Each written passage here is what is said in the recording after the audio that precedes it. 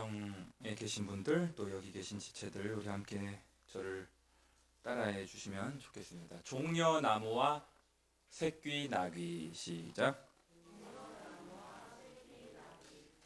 그런 제목으로 말씀을 함께 나누고자 합니다. 오늘 예수님께서 예루살렘에 입성하고 계십니다.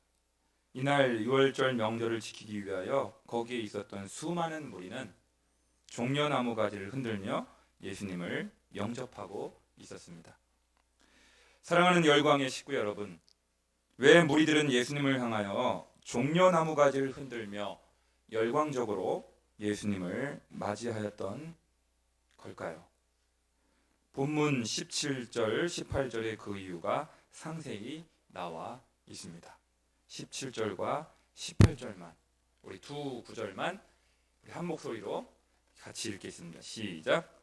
나사로를 무덤에서 불러내어 죽은 자 가운데서 살리실 때에 함께 있던 무리가 증언한지라. 이에 무리가 예수를 맞으면 이 표적 행하심을 들었음이러라. 아멘. 거기 18절 한번 화면에도 나와 있는데 왜 이렇게 엄청난 무리가 예수님을 열광적으로 맞이함은 그 이유는 왜냐하면 그 다음에 뭐라고 되어 있어요? 이 표적 행하심을 들었음이러라. 그러니까 예루살렘에 입성하고 계시는 예수님을 이렇게 무리들이 열광적으로 환영하고 맞이하고 있는 까닭은 이 표적을 행하였기 때문이래요. 이 표적. 그 이유가 나오는 거예요. 이 표적. 그러면 여러분이 또 이제 질문을 저한테 하시겠죠. 목사님, 그럼 이 표적이 도대체 뭡니까? 그 이 표적이라 함은 죽은 지 나흘이나 되어 냄새가 나는 시신으로 있었던 나사로를 향하여 예수님께서 큰 소리로 나사로야 나오라. 죽은 시신이 벌떡 일어나서 성큼성큼 예수님을 향하여 걸어 나온 사건, 죽은 나사로를 살리시는 사건이 바로 이 표적입니다. 다음 주일이 부활주일이죠. 부활을 얘기하고 싶은데 조금 참았다가 다음 주에 얘기하도록 하겠습니다. 안 그래도 많은 병자를 고치시고 귀신 들린 자를 온전케 하시던 예수님에 대한 인기가 유대 지방에 치솟고 있던 터였고요. 심지어 죽은 나사로를 살리시는 기적까지 베풀게 되니 유대인들은 흥분하게 되었습니다. 열광하게 되었습니다. 예수님에 대한 기대감에 잔뜩 도취되었습니다. 구약에 예언되어 있던 그 메시아가, 구약에 예언되었던 그 그리스도가 바로 이 예수인 것 같다. 이 예수가 분명하구나. 집단적으로 확신을 갖게 되었습니다. 그래서요, 종려나무 가지를 흔들며 예수님을 맞으러 나온 것입니다. 여러분, 먼저 이 종려나무에 관해서 살펴보고자 합니다. 종려나무, 우리 한국에서는 보기가 조금 어려울 수가 있잖아요. 야작과에 속하는 3m에서 무려 큰 거는요, 여러분 상상해 보세요. 나무 하나가 7m, 8m짜리 나무가 높이가요. 와, 8m. 상록 교목을 가리키는 나무인데요.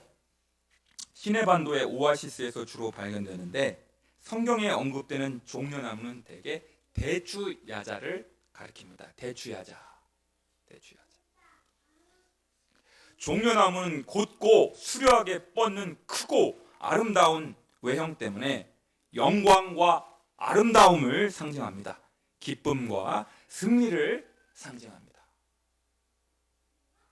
세상에 나무 하나 크기가 7m짜리, 8m짜리 높이의 나무를 상상해 보시기 바랍니다. 그래서요, 보통 전쟁에서 승리하고 돌아오는 개선 장군들을 환영하는 행사에 많이 사용되는 나무가 뭐예요?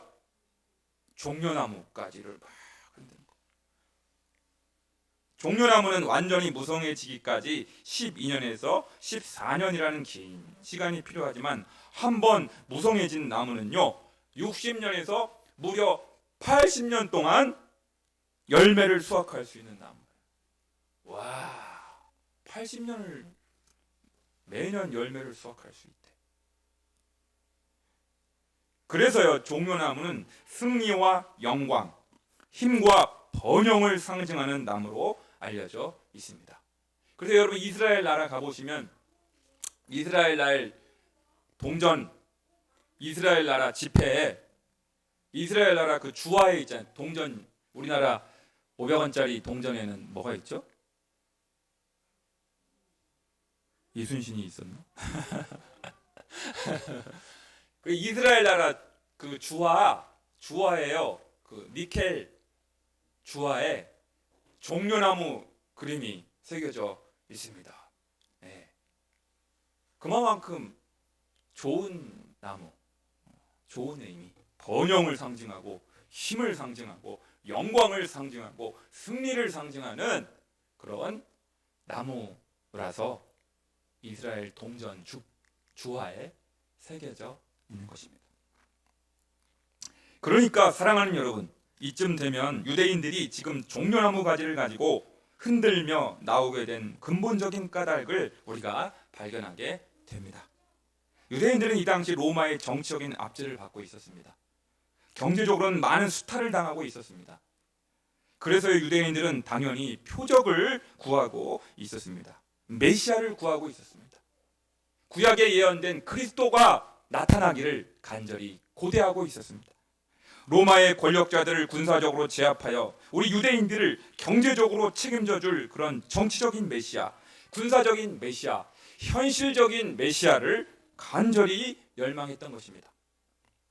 출애굽 때 강대국 이집트를 향하여 보여주었던 그 여호와 하나님의 강력한 그 권능이, 여러분, 하나님이요 이집트의 그 왕을, 바로 왕을 10가지 재앙을 동원하셔서 그 강팍했던 바로 왕의 마음을 무너뜨리시고 결국은 이스라엘 백성들을 출애굽하도록 허용해 줬잖아요.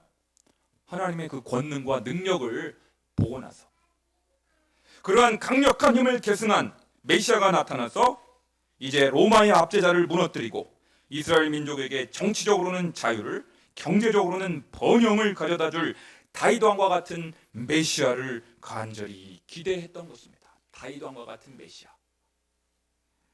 그리고 바로 이 예수가 우리에게 그런 정치적인 구원을, 경제적인 번영을 가져다 주리는 확신을 가지게 된 것입니다.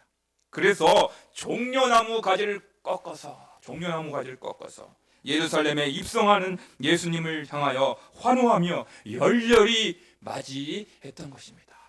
개선 장군을 맞이하듯이. 그러니까 어떤 기대감을 가지고, 어떤 속내를 가지고 유대인들이 지금 무리들이 예수님을 향하여 막 지금 종려나무 가지를 흔들고 있는지를 여러분 이제 좀 알아채셨죠? 사랑하는 열광의 식구 여러분, 이러한 유대인들의 기대와 열망에 부응하려면 예수님은 그 당시 로마의 장군들이 타고 다니던 크고 화려한 백마를 타고 짠 하고 나타나셔야 유대인들의 기대와 열망에 이렇게 부응하는 거예요. 손바닥도 이렇게 마주쳐야 소리가 나는 거 아니겠어요?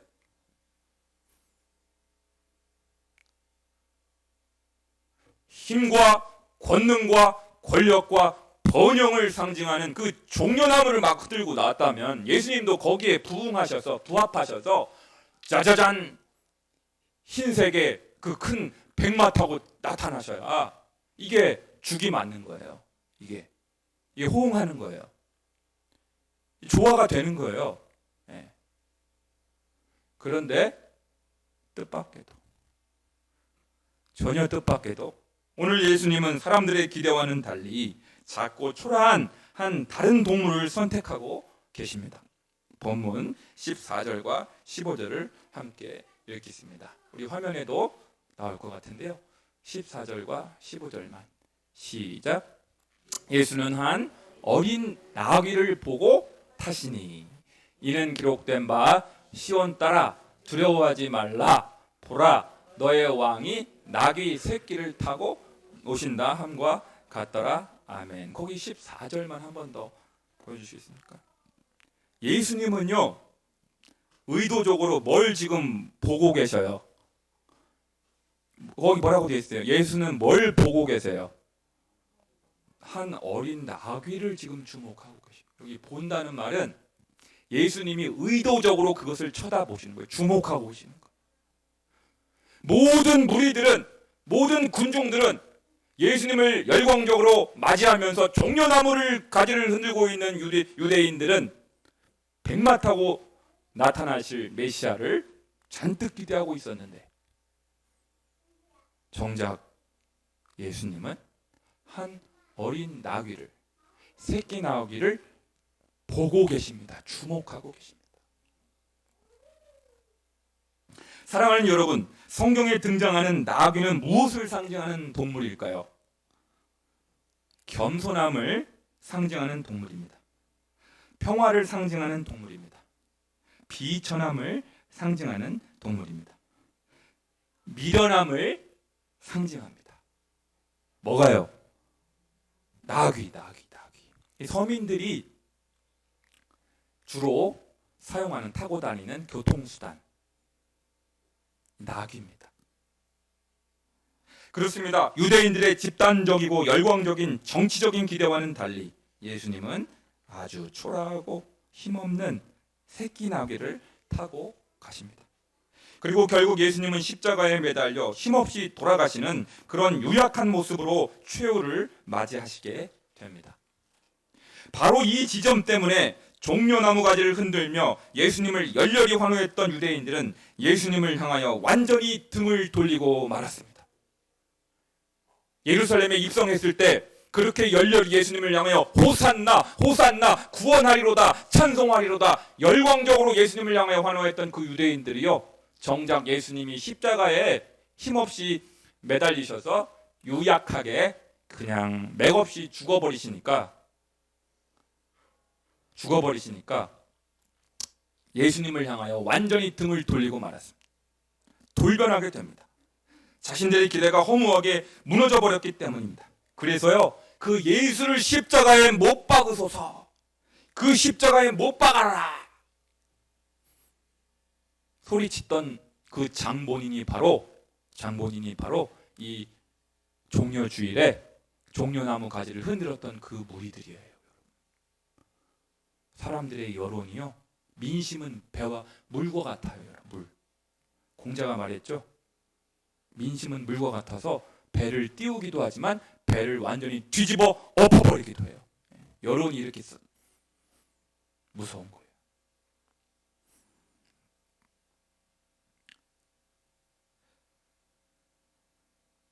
사랑하는 열광의 식구 여러분, 당시 종려나무 가지를 흔들었던 유대인들만 예수님을 향하여 정치적인 메시아, 군사적인 메시아, 현실적인 메시아, 힘을 과시하는 메시아를 기대했던 것이 아닙니다. 요한복음 7장을 보시게 되면 유대인들의 명절인 초막절 때에 예수님의 친형제들이 예수님에게 예루살렘에 올라갈 것을 요구하는 장면이 나옵니다. 여러분, 우리 가정에 계신 분들, 또 여기 계신 우리 지체들, 우리 요한복음 7장을 한번 앞으로 넘어가 보시게. 여기 책갈피 하시고 요한복음 7장 3, 4절 화면에 안 나옵니다. 성경을 찾으세요. 요한복음 7장 3, 4절. 이제 예수님의 동생들이 말할 친혈육, 예수님이 제일 장남이었잖아요. 동생들이 지금 예수님한테 간언을 하는 거예요. 요한복음 7장 3, 4절 시작. 그 형제들이 예수께 이르되 당신이 행하는 일을 제자들도 보게 여기를 떠나 유대로 가소서. 스스로 나타나기를 구하면서 묻혀서 일하는 사람이 없나니 이 일을 행하려 하거든 자신을 세상에 나타내소서 하니. 거기 보세요. 그러니까 형님 초야에 묻혀 있지 말고 시골에서 썩지 말고 중앙으로 한번 진출하소서.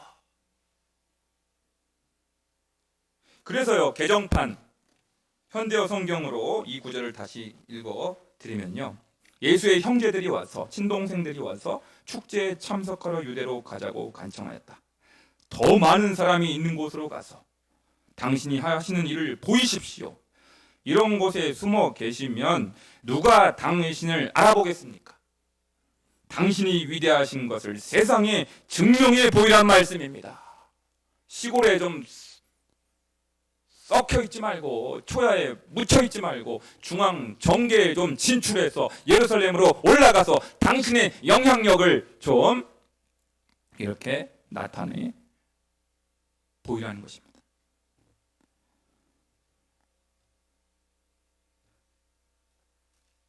그러니까 예수님의 동생들도, 예수님의 친동생들도 별로 유대인들하고 별반 다를 바가 없었던 것이죠. 없었던 것이. 그렇다면 예수님과 3년 동안 동고동락하면서 한솥밥을 먹었던 예수님의 12제자들은 좀 어떠하였을까요? 예수님의 12제자들. 마가복음 10장 37절을 보시게 되면요, 예수님께서 예루살렘으로 올라가실 때 제자들 역시 전혀 다를 바가 없었습니다. 제가 읽어드리겠습니다. 여짜오되 주의 영광 중에서 우리를 하나는 주의 우편에 하나는 주의 좌편에 앉게 하여 주옵소서. 그러니까 지금 예수님의 제자들도 그 마음이 콩밭에가 있는 거예요. 콩밭에 지금. 네. 동상 이몽도 유분수지. 동상 이몽도 완전히 유분수지. 예수님은 지금 십자가 지시러, 죽으러, 십자가 형벌을 받으시러 지금 예루살렘으로 올라가고 계시는데, 3년 동안이나 함께 지냈던 예수님의 제자들도 마음이 지금 콩밭에 가 있는 거예요. 우의정 좌의정. 나도 한 자리 얻어야 되겠다. 사랑하는 열광의 성도 여러분, 예수님을 열광적으로 따라다녔던 당시 유대인들은 힘과 권력을 과시하고 싶은 충동을 떨쳐버리지 못했습니다. 예수님의 혈육도 힘과 권력을 사용하고 싶은 충동을 떨쳐버리지 못했습니다. 심지어 예수님의 제자들도 힘과 권력을 차지하고 싶은 충동을 떨쳐버리지 못했던 것입니다. 그렇다면 오늘 과연 종료주의를 맞이하는 우리의 현실은 어떠합니까? 우리 안에 크고자 하는 욕망, 중앙에 진출하고자 하는 욕망, 한번 군림해 보고 싶은 욕망, 영향력을 좀 더 확장시키고 싶은 욕망, 한번 대중을 힘으로 제압하고자 하는 욕망이 과연 없겠습니까?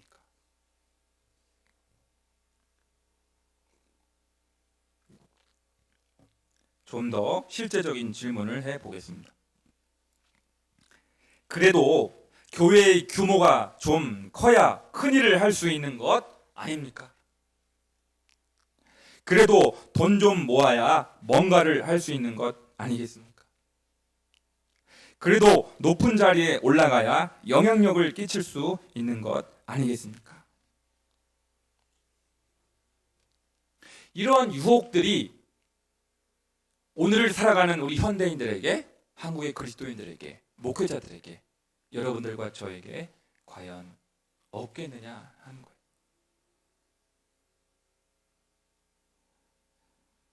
하지만 예수님의 십자가를 깊이 묵상하고 복음서에 나타난 예수님의 삶을 깊이 묵상한 한국의 한 신약학자가요, 성령은 과연 어떤 능력인지 목회자들이 보는 한 월간 잡지 2005년 3월호에서 이런 말을 합니다. 제가 인용해 드리겠습니다. 성령은 분명히 능력입니다. 그러나 그것은 어디까지나 섬김의 능력입니다. 성령의 열매는 사랑으로 모아집니다. 성령은 인간으로 하여금 반항을 중단하고 하나님을 사랑하게 만들며 자신을 죽이고 이웃을 사랑하게 만듭니다. 성령은 순종하는 파워이지 군림하는 파워가 아닙니다. 예수님도 끊임없이 성령의 능력으로 섬길 수 있는 힘을 공급받았습니다. 예수님은 군림하는 힘으로 일한 게 아니라 종이 되어 섬기는 힘으로 인류를 구원했습니다. 예수님의 삶 속에 하나님의 참된 본성이 드러나 있습니다. 예수의 신부였던 샤일 헨리 나웨는 세상의 길 그리스도의 길이라는 책에서 예수님의 전 인생을 다음과 같은 두 문장으로 요약합니다. 그는 권력의 권좌에서 무기력함으로, 위대함에서 왜소함으로, 성공에서 실패로, 강력함에서 연약함으로, 영광에서 치욕으로 옮겨 가셨다.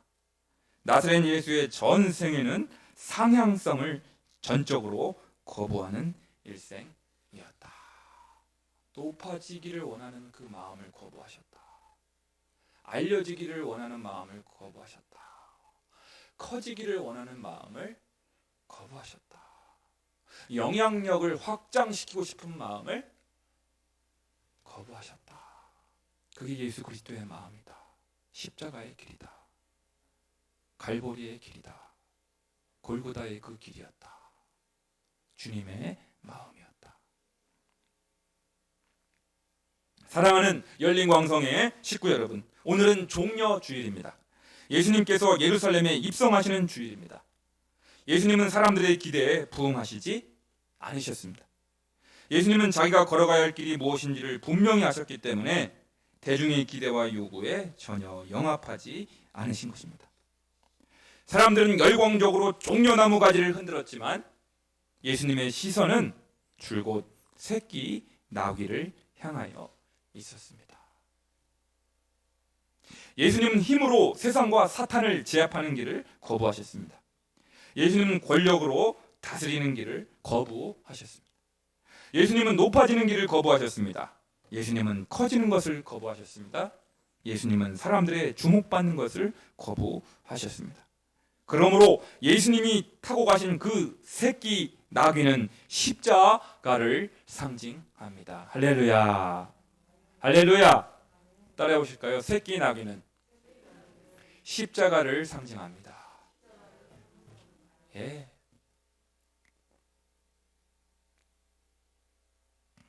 겸손의 절정인 십자가를 택하신 것입니다. 높아지는 길이 아니라 낮아지는 길을 택하신 것입니다. 영광의 길이 아닌 고난의 길을 선택하신 것입니다. 살고자 함이 아니라 죽는 길을 택하신 것입니다.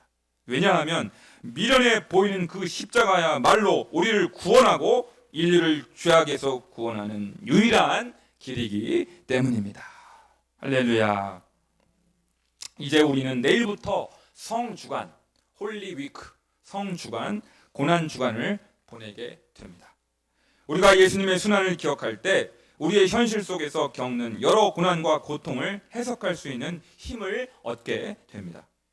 예수님의 고난의 길을 앞서서 가셨기에 우리도 그 고난의 길을 따라가야 하는 존재임을 알게 됩니다. 사랑하는 여러분, 세상은 크고 화려한 종려나무에 주목하지만 하나님께서는 한 마리의 작고 연약한 새끼 나귀에 주목하십니다. 매일 매순간 우리는 선택의 순간에 직면하게 됩니다. 종려나무를 선택할 것인가, 새끼 나귀를 선택할 것인가. 한번 따라해 보실까요? 종려나무를 선택할 것인가, 새끼 나귀를 선택할 것인가. 우리는 매일 매 순간 이 유혹의 순간에 직면합니다. 힘과 권력을 추구할 것인가, 겸손과 섬김을 선택할 것인가, 높아지는 길을 선택할 것인가, 낮아지는 길을 선택할 것인가, 영광의 길을 선택할 것인가, 고난의 길을 선택할 것인가, 크고 넓은 길을 선택할 것인가, 작고 협착한 길을 선택할 것인가. 고난주간을 보내시면서 종려나무가 아니라 새끼 나귀가 여러분의 눈에 띄게 될 수 있기를 주님의 이름으로 간절히 축원합니다. 기도하시겠습니다.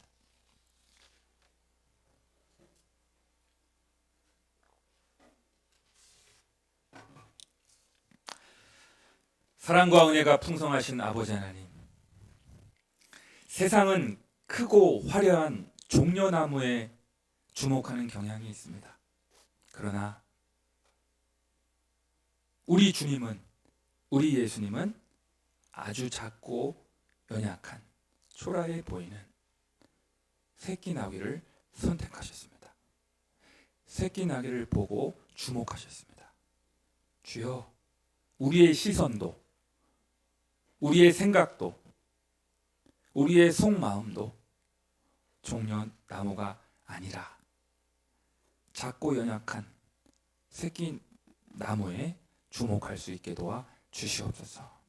세상의 넓은 길을 선택하지 않게 도와주시고, 작고 협착하지만 주님이 걸어가셨던 그 십자가의 길, 갈보리의 길, 고난의 길, 골고다의 길이 우리가 걸어가야 할 참된 길임을, 삶의 방식임을 깨닫게 도와 주시옵소서.